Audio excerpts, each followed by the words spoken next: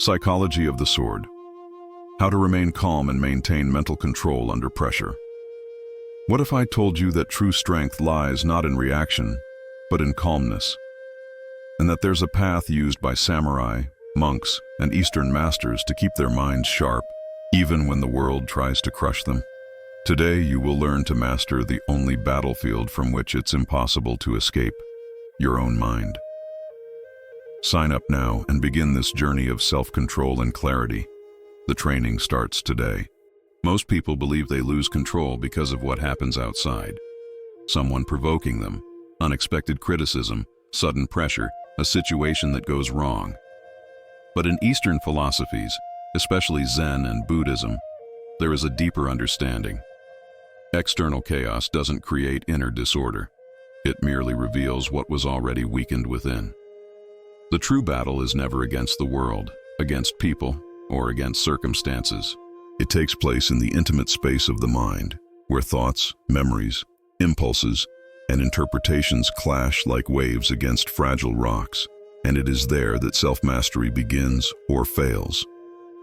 The samurai called this space key the heart mind, an invisible field where courage, fear, discipline, and doubt vie for territory. Before raising his sword, the warrior needed to overcome the mental turmoil that distorted his perception, and that same turmoil exists within you when pressure arrives. It's not the problem that brings you down, it's how your mind reacts to it. The instant you believe you are being crushed, your mind shrinks, your body replicates the posture of failure, and your spirit begins to fragment. Chaos wins even before it happens. In Buddhism, this is explained by the principle that the untrained mind creates suffering where there would only be experience. This means that pressure itself is neutral. What hurts is the narrative your mind constructs about it. I'm going to fail. I can't take it. It's going to go wrong. I have no control. These thoughts, when left unchecked, gain strength and become internal commands.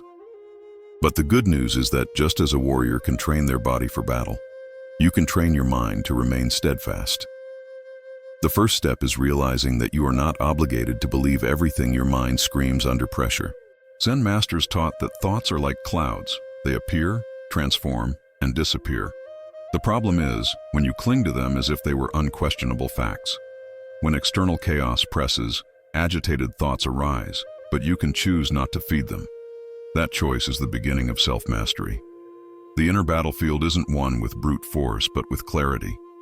It's about looking at the storm and saying, "This is happening, but within me there is something greater."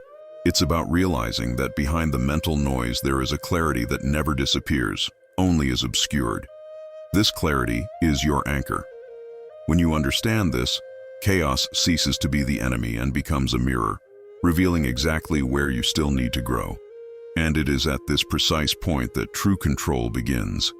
Eastern masters have always taught that before controlling the mind, you must master the body. This has nothing to do with physical strength or athletic form. It has to do with posture, breathing, and presence. Three fundamentals that determine how your mind interprets and confronts the world. In feudal Japan, samurai trained for hours not to fight better, but to remain unwavering. They knew that the body is the frame of the mind. If the frame breaks, the inner image is distorted. Posture is your first declaration of strength. In Zen, there is much talk about hara. The energy center located below the navel is where emotional stability originates. When you slouch, hunch your shoulders, lower your chin, or breathe shallowly, you're sending a silent command to your brain. I'm afraid, I'm losing, I can't cope. But when you align yourself, open your chest, straighten your spine, and breathe slowly and deeply, your body sends a different command. I'm present. I'm in control. I'm here. This simple physiological change radically alters your mind. Breathing, in turn, is the bridge between body and spirit. The monks practice techniques such as Kokyuho, which teaches you to use your breath as an internal weapon. When blood pressure rises, breathing accelerates. When it accelerates, it fuels chaotic thoughts. And these thoughts feed back into more anxiety, creating a vicious cycle that distances you from clarity. However, when you breathe long, deeply, and consciously, you break the cycle. You give a direct command to the nervous system. Return to a state of presence. This pause modifies the body's chemistry, reorganizes mental flow, and creates space for clarity to emerge. Presence is the third pillar. In martial arts, Zanshin, it is a state of full awareness, alert yet calm. It is not tension, it is readiness. It is when your body is relaxed, but your mind is awake. This state does not arise spontaneously, it is trained. It begins with small daily practices, adjusting your posture when standing, breathing before responding, aligning your body before acting, pausing before reacting. Each physical gesture is a sword that cuts through inner agitation. When you master the body, the mind obeys. And when the mind obeys, you become unshakable. Chaos becomes merely scenery, not destiny. The body is your first temple. If it becomes disorganized, your mind loses direction.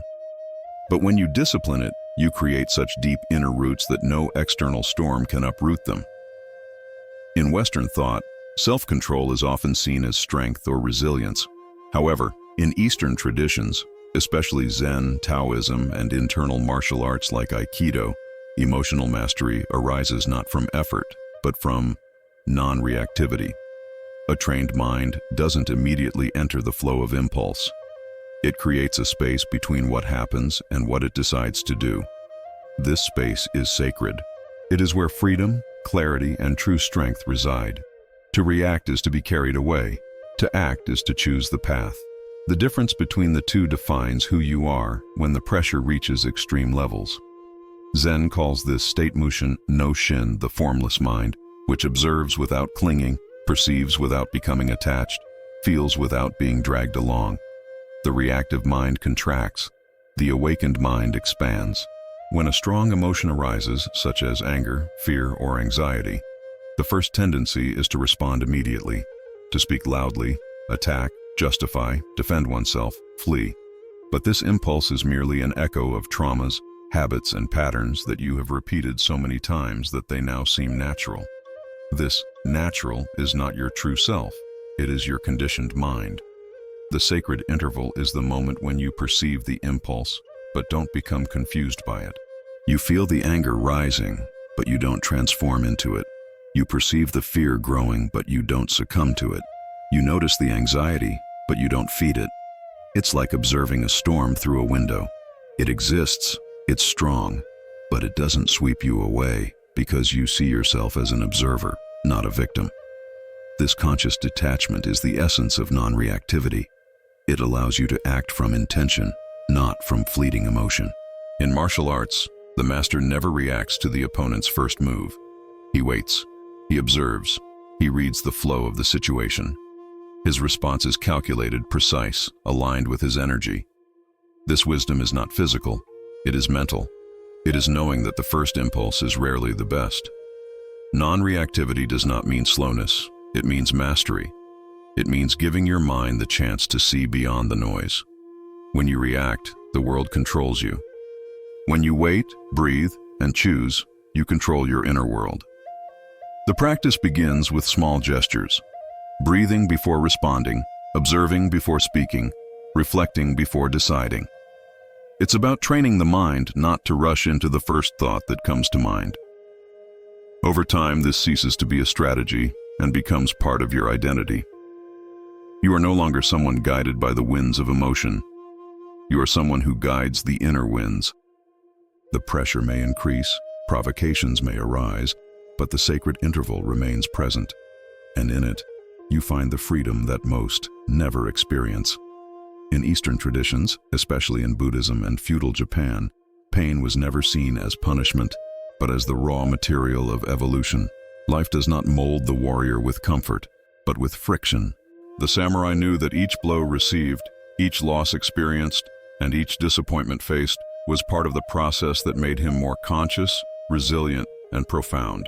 Buddhism states that pain is inevitable, suffering is optional, and this phrase reveals the key to inner alchemy. It is not what happens that defines you, but how you transform what happens within yourself. Obstacles are mirrors that reveal your weaknesses, but also furnaces that temper your virtues. When something pressures you, The first impulse is to want it to end. But, in the Eastern perspective, what is pressing you now is shaping parts of you that don't yet exist. Pain awakens a dormant strength. The fall reveals where your foundation was unstable. Frustration exposes the need for patience. Failure shows the direction of humility. Conflict reveals the extent of your courage. Every difficulty is, in fact, a teacher in disguise. And some teachers only appear when life decides to elevate you to a higher level. The Japanese term funnet describes the ability to endure with dignity, without breaking down inside. It's not resignation, it's silent strength. It's keeping your spirit firm while everything tries to destabilize you. This posture doesn't eliminate the pain, but it transforms the relationship you have with it. Instead of asking, "Why did this happen to me?" you start asking, "What is this trying to teach me?" And this change of question changes everything. Pain ceases to be an enemy and becomes an instructor. The obstacle ceases to be a wall and becomes a path. Internal alchemy happens when you look at what hurt you and decide not to let it define you, but to let it strengthen you. Nothing you've experienced was useless. Nothing that hurt you was in vain. Every loss taught you something that no comfort could teach. Every disappointment showed you an inner limit that you can now overcome. Every fear that paralyzed you revealed a weak point that you now have the chance to reinforce. Pain exposes, but it also amplifies. It destroys illusions, but it builds awareness. In the East, it is believed that bamboo only becomes strong because it withstands violent winds while remaining flexible. You don't control the wind, but you control how you bend. It is this spiritual flexibility that prevents you from breaking. The obstacle didn't come to destroy you. It came to show you what you are made of. And when you understand that, nothing paralyzes you anymore. Pain becomes fuel. The fall becomes momentum. The challenge becomes a portal. And you, finally, become the alchemist of yourself. In many accounts of Eastern masters and historical leaders, one characteristic is always repeated: the ability to remain calm when everything around them is collapsing. This calmness does not stem from a life without challenges, but from a deep understanding that true leadership is the ability to govern one's own inner world before attempting to influence the outside world. Marcus Aurelius, who ruled an empire rife with crises, is often remembered in the West as a symbol of this serenity. In the East, this same strength is represented by the concept of fudoshin, a still mind, an inner posture that remains stable even when the world shakes. An unmoved mind is neither indifferent nor passive. It observes clearly, decides precisely, and acts with intention. The warrior, the Zen master, the strategist, and even the emperor have one thing in common. They understand that intense emotion is a bad advisor. When fear dominates, you see threats where there is no danger. When anger dominates, you seek confrontation where you should seek understanding. When anxiety dominates, you get lost in scenarios that don't even exist. Inner leadership begins when you learn to differentiate what is happening from what your mind is imagining. Calmness, therefore, is not the absence of emotion. It is the ability to not be overwhelmed by it. In ancient Zen texts, the mind is compared to a lake. If the surface is agitated, you cannot see the bottom. But when the water calms, everything becomes visible. So it is with your perception. When you calm down, your vision deepens, and decisions that seemed impossible become clear. Most people act under pressure as if they were in a dark room blindly searching for the exit. But the inner leader turns on the light before taking the first step. This light is emotional clarity, and emotional clarity only comes from calmness. In practice, this means recognizing when your mind is racing, noticing when your emotions are trying to decide for you, and at that moment, choosing to pause instead of reacting. Pausing is where leadership manifests itself. It is there that you say to the world, "I decide how I move, not the other way around." The Zen emperor doesn't govern people, he governs thoughts. And that's why he's able to command situations. Life will always present conflicts, challenges, unexpected pressures. But what defines his strength is not the number of battles he faces, but the quality of his presence in each one. When his mind becomes still, his spirit becomes unshakable. And when you reach that state, you discover that you don't need to control the world, because controlling yourself is enough to transform everything around you. Life rarely warns when it's going to change. Crises arise uninvited. Losses happen without warning. Conflicts erupt when we least expect them. Most people are caught off guard because they live as if everything will remain stable forever. In the East, however, there is an ancient practice that prepares the mind for the unexpected: mental anticipation. In the West, it's called negative visualization. In Zen, it's closer to, the state of silent readiness. In martial arts, it's the foundation that precedes any strike. You position yourself, stabilize your mind, and observe before the attack comes. Mental anticipation has nothing to do with pessimism. It's about wise realism. It's understanding that life is changeable, and that therefore, the mind needs to be flexible. By imagining difficult scenarios, not to suffer, but to train, you strengthen your ability to remain firm when those scenarios actually arise. It's like bamboo swaying in the wind. It doesn't resist to the point of breaking, but it also doesn't bend to the point of being lost. It knows the wind will come and prepares for it. This practice creates a mind that doesn't despair when everything changes. Instead, it recognizes the moment and responds consciously. When you clearly imagine, what if I lose something important? What if the plan doesn't work? What if the unexpected happens? You prepare yourself emotionally to deal with these situations without collapsing. You don't wish for the worst, but accept reality as it is: unstable, unpredictable, and full of sudden turns. This acceptance already reduces the emotional impact that crises usually cause. But preparation isn't just cognitive, it's also emotional. By visualizing challenges, you train your resilience. By imagining obstacles, you expand your adaptability. By accepting that the unexpected is part of existence, you cease to be controlled by the fear of the unknown. Fear is born from the illusion of control. Serenity is born from the understanding that it's not possible to control everything, but it is entirely possible to control how you respond to everything. Samurai trained daily not only in combat techniques, but also in the minds that would face the constant possibility of death. This preparation did not make them somber. It made them aware of the preciousness of each moment, the fragility of life, and the importance of acting with purpose. By preparing for the worst, they became more grateful for the best. A prepared mind is like a warrior who has entered battle dozens of times before it even happens. When it finally arrives, there is no panic, only presence.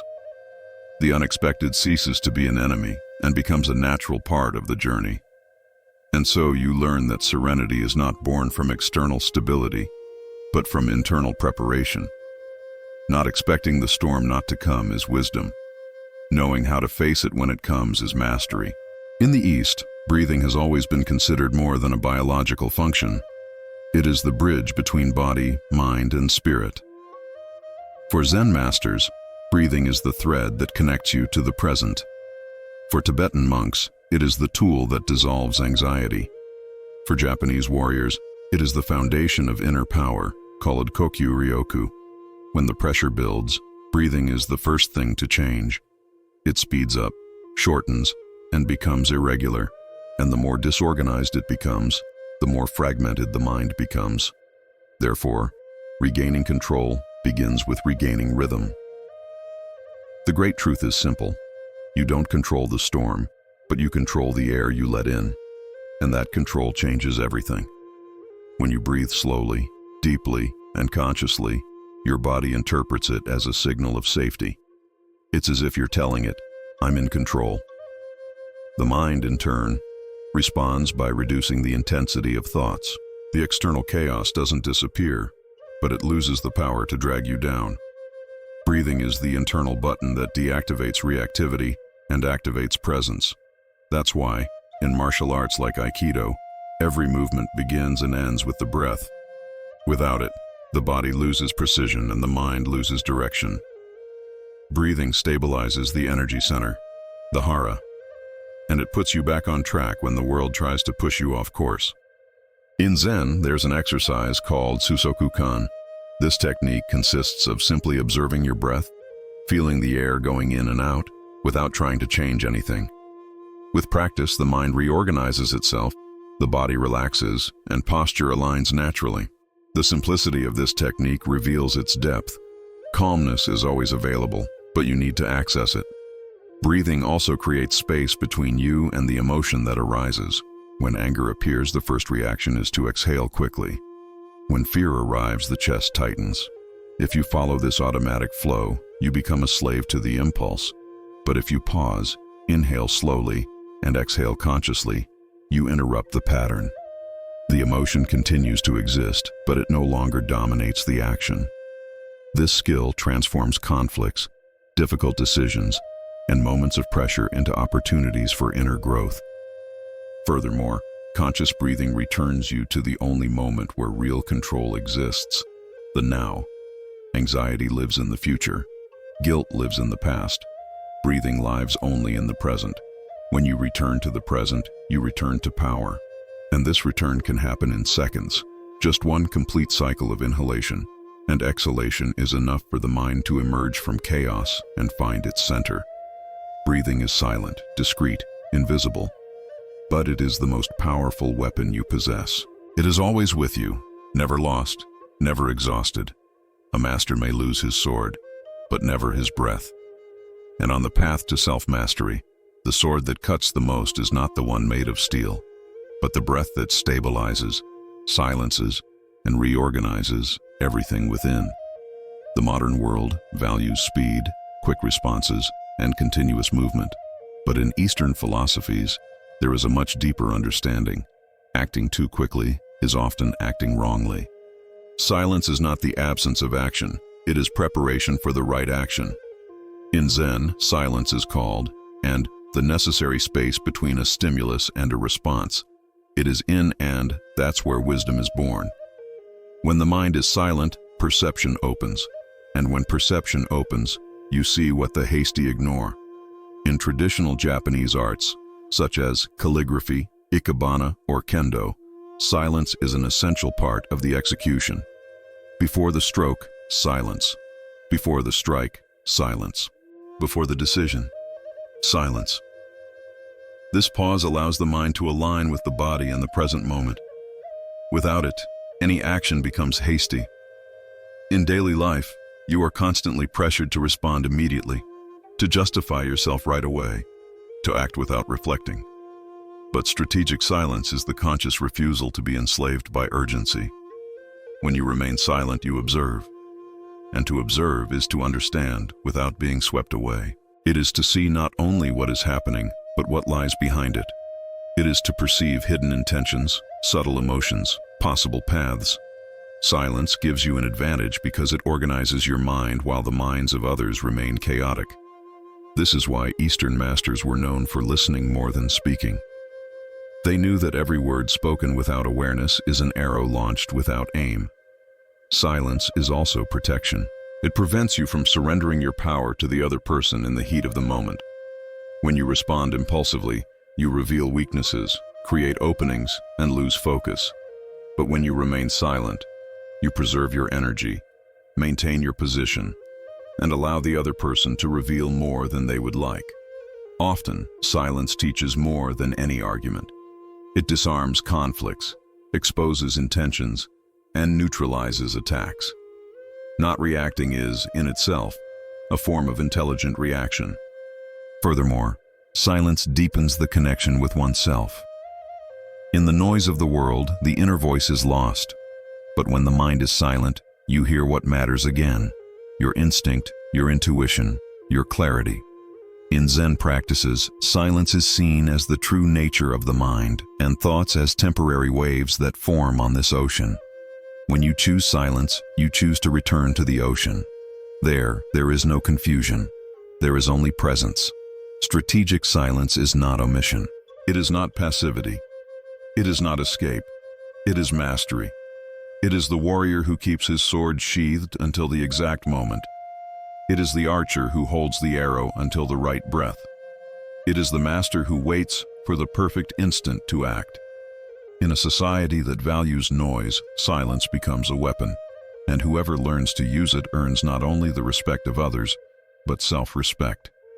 In common imagination, calmness and strength seem like opposites. People believe that those who are calm are passive, and those who are strong are impulsive. But in the East, especially in Taoist philosophy and warrior traditions, true mastery arises when you combine the two poles.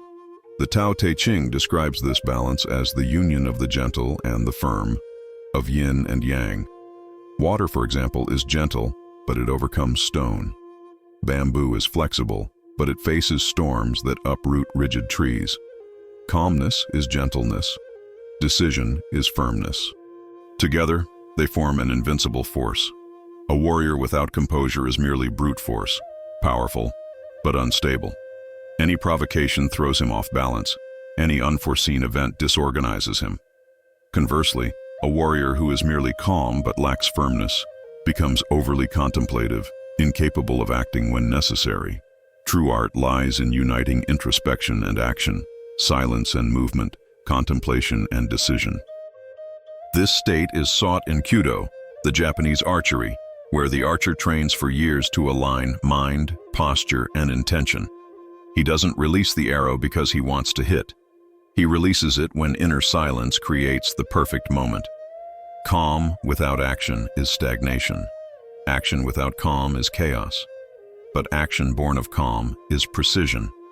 This is the secret that differentiates the reactive person from the conscious person.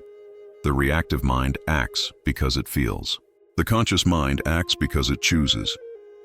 There is a huge difference between deciding something to alleviate anxiety and deciding something because it is aligned with what really matters. When you are calm, you see clearly. When you are firm, you act with purpose. And when you combine these two states, you become someone impossible to bring down. In times of pressure, most people speed up. They speak faster, think faster, decide faster. But the wise person does the opposite. They slow down internally. They see before acting, organize their own energy, and only then execute. They are not slow. They are strategic. Their strength comes from clarity, not impulse. Impulse wants immediate results. Clarity seeks the right outcome. In Bushido, the code of the samurai, there is a principle called Chugi: act with determination, but always from a stable center. No matter the size of the threat, the response must come from within, not from external pressure. For the samurai, every choice is a declaration of who he is. For you, it's no different. Your actions reveal your identity. Your firmness reveals your commitment. Your calmness reveals your mastery. The balance between calmness and firmness is the state of the conscious warrior. He knows that to reach difficult targets, he cannot tremble inside, and to advance in uncertain terrain, he cannot hesitate. He breathes like water, acts like an arrow, and stands like a mountain. This is the point where you stop surviving and begin to lead your own destiny. Calmness keeps you whole. Firmness keeps you moving, and together they make you unstoppable. When we bring together all the practices, posture, breathing, silence, mental preparation, non-reactivity, emotional balance, we realize that they point to a single destination: self-mastery. In Eastern philosophies, the greatest achievement is not defeating enemies, accumulating power, or controlling circumstances. The supreme victory is governing oneself. That is why Zen masters affirm that mastering thousands of men is not as great as mastering one's own mind. Everything you have faced so far on the path, every pain, every pressure, every conflict, was not a barrier. It was training. Training so that you could awaken what has always been within you, but was dormant. External life can change. People can betray you. Plans can fail. Paths can crumble. But none of that defines your strength. What defines your strength is how you stay standing when everything around you tries to knock you down. Self-mastery is the ability to remain whole when the world tries to fragment you. It is being able to act with clarity even in the midst of a storm. It is being able to choose calm even when chaos demands shouting. It is being able to resist reactivity even when emotion demands revenge. Self-mastery is built gradually. It begins when you realize your mind doesn't need to react automatically. It grows when you notice that your breath can reorganize your spirit. It deepens when you begin to see silence as an ally. It becomes firm when you learn to transform pain into strength. And it is complete when you begin to act guided not by fear, but by purpose. The true master is not the one who controls everything, but the one who is controlled by nothing. In Zen, there's an ancient metaphor. The mind is like a wild horse. If you don't train it, it drags you along. If you train it, it leads you. And that's the path you're learning now. It's not about eliminating emotions, but about understanding their nature. It's not about avoiding challenges, but about becoming stronger through them. It's not about becoming immune to pain, but about learning to transform it. Self-mastery doesn't create an easy life. It creates a warrior prepared for any life. And here is the ultimate truth. Whoever masters themselves becomes free. Free from the expectations of others. Free from the tyranny of fear. Free from the anxiety that tries to control the future. Free from the impulses that try to push you towards wrong decisions. Free from the narratives you inherited without questioning. External freedom can be taken away. Internal freedom, never. The world may crumble, but whoever has conquered themselves remains firm, silent, present, like a mountain that observes the wind. This is the highest level a human being can reach. There is no prize, no title, no recognition worth more than this. The ultimate victory is always internal. And now that you know the way, the choice is in your hands. Will you continue reacting, or will you begin to dominate? If this content sparked something within you, write it in the comments. I choose to master myself. And if you're not already registered, join our community. Here, the mind is forged like a sword. Now tell me, what is it within you that still needs to be mastered before the world tries to master you from the outside?